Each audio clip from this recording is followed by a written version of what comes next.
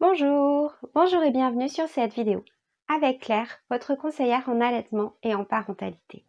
Votre bébé est hospitalisé en néonate, peut-être parce qu'il est né trop tôt, peut-être parce qu'il est né trop petit, ou les deux, parce que ça va souvent ensemble, ou pour une autre raison, une maladie, une difficulté particulière. Et vous êtes un petit peu impressionné par tout cet environnement médical, toutes ces choses matérielles qu'il y a autour de votre bébé. Alors pour vous aider à mieux comprendre ce qui se passe, pour vous aider à oublier tout ce matériel, je vais essayer de vous le présenter et vous expliquer à quoi ça sert. Pour ça, je vous ai préparé 3 petites vidéos. Une première vidéo sur le matériel qui va servir à réchauffer et à tenir votre bébé bien au chaud. Une deuxième vidéo sur le matériel qui va permettre à votre bébé de respirer et d'être bien oxygéné. Et enfin, une troisième vidéo dans laquelle nous verrons tout ce qui peut servir à alimenter et nourrir votre bébé. Voilà, 3 petites vidéos pour vous, pour mieux comprendre ce qui se passe pour votre bébé, pour pouvoir oublier tout ce matériel et devenir les parents et donner à votre bébé tout l'amour dont il a besoin. Alors, je vous disais, le matériel qui permet de tenir votre bébé au chaud. Eh bien, il existe 3 sortes de petits lits pour votre bébé. Les couveuses ou incubateurs, dont vous avez certainement déjà beaucoup entendu parler. Oui, c'est ça, c'est ces petites boîtes dans lesquelles le bébé va être installé. Il y a un petit lit, il est confortable. Nous reparlerons dans une autre vidéo du positionnement et des soins de développement.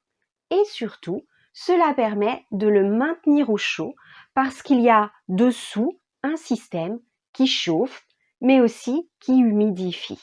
Votre bébé, plus il va être petit, plus il va être prématuré et plus il va être installé dans ce type de matériel.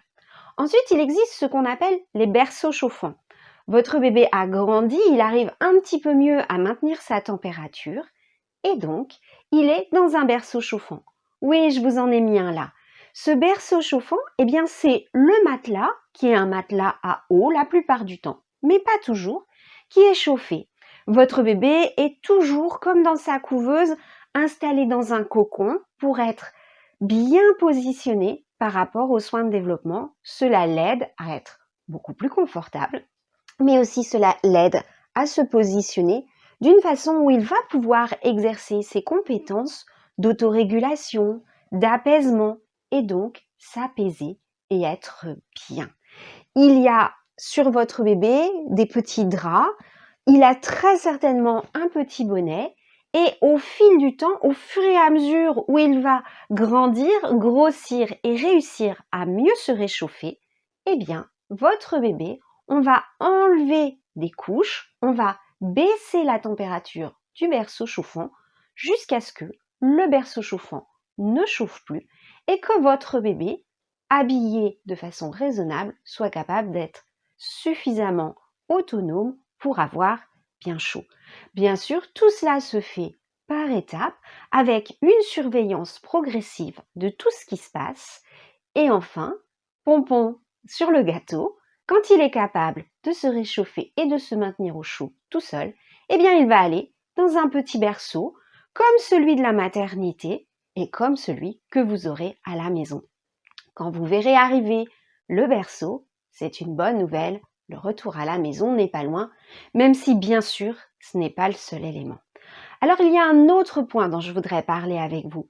Je vous ai expliqué tout le matériel qui va permettre à l'équipe de réchauffer votre bébé. Mais n'oubliez pas une chose, pensez à un point très important. Il y a des endroits où on n'a pas ou pas beaucoup de couveuses, malheureusement.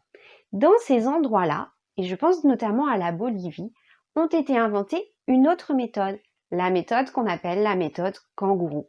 On s'est rendu compte alors qu'en portant les bébés prématurés en peau à peau, on leur apportait une chaleur très bénéfique, parfois même des bénéfices supérieurs à la couveuse.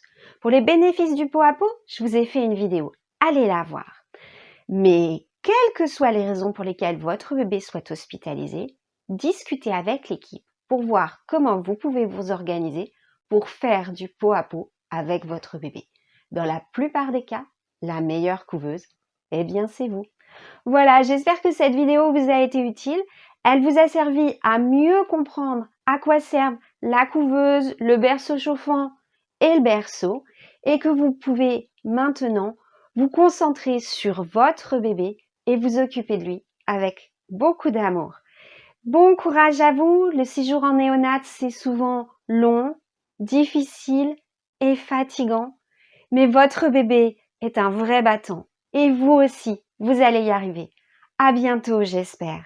Cette vidéo vous a été utile? Cliquez sur j'aime, je saurai que je vous ai rendu service. Vous avez un commentaire, une question? Allez-y, notez-les, je vous répondrai personnellement et avec beaucoup de plaisir.